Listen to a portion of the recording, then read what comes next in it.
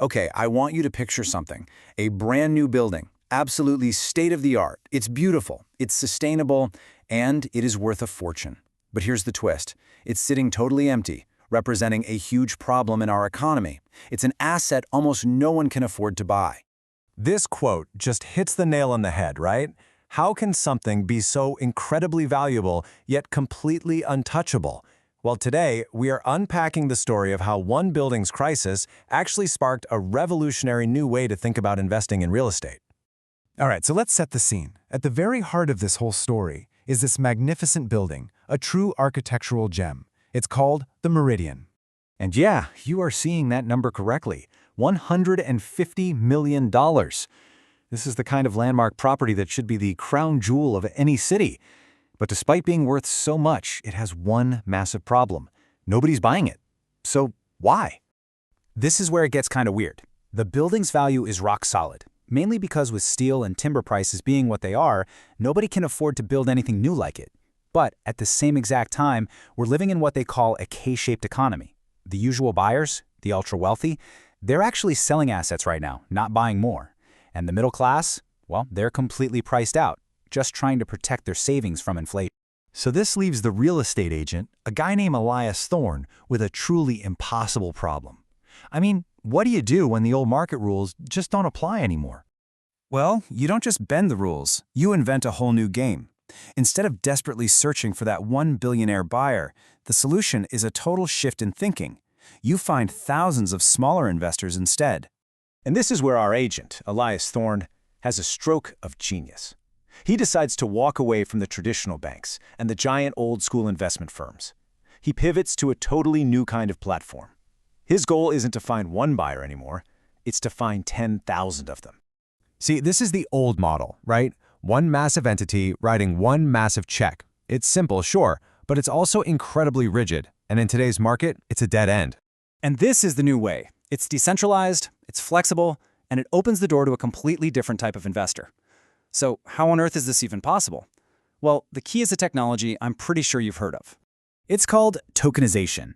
Now, that might sound complicated, but all it really means is you take the ownership rights of a physical thing, like the Meridian building, and you convert them into digital tokens that are secured on a blockchain. Just think of it like creating digital shares of a property. So that giant, scary $150 million price tag gets digitally shattered into these tiny, manageable pieces called Meridian units, and each one is priced at just $100. All of a sudden, that untouchable diamond is, well, touchable for just about anyone. Now, what's so cool about this is that it creates a system that isn't just a solution for the seller, it's a win for literally everyone involved. The source material calls it a synergy of yield. This whole setup is just so elegant. First, the building owner gets the cash they need without even having to sell the building. They just use it as collateral for a loan from all these new investors. Second, the thousands of investors, they're not just buying some random token. No, they're lending money against a real, tangible building, and they earn monthly income from the rent it generates. And third, the local community, the people who walk past this landmark every single day, can finally own a piece of it. But this brings up a huge question for any investor, big or small. What if I need to get my money back? Traditional real estate is famously illiquid. You can't just sell a piece of a building overnight. Or can you? To really get how this works, let's follow a quick story about a hypothetical investor. We'll call her Sarah, and she's one of the thousands of people who bought into the Meridian. So Sarah invests. 6 months go by, and life happens. She has a personal emergency and needs cash, fast. In the old world, her money would be locked up for years. But here, she just hops onto a connected digital exchange. Since the Meridian is a high-demand property, her units have actually gone up in value. She sells them, and literally seconds later, the money, in the form of stablecoins, which are basically digital dollars, is in her account. I mean, the contrast is just night and day. We're going from capital being locked up for years to being able to exit with a profit in seconds. From an illiquid asset that's hard to sell to one that has high demand and can be traded instantly. And maybe most important of all, we're going from a high barrier to entry to an opportunity that's truly accessible to everyone. This is about so much more than just one building or one clever real estate deal. This model really points to a fundamental shift in how we think about ownership, about community, and about the cities we live in. I really want to end on this line from the source material because it gets right to the heart of the whole thing.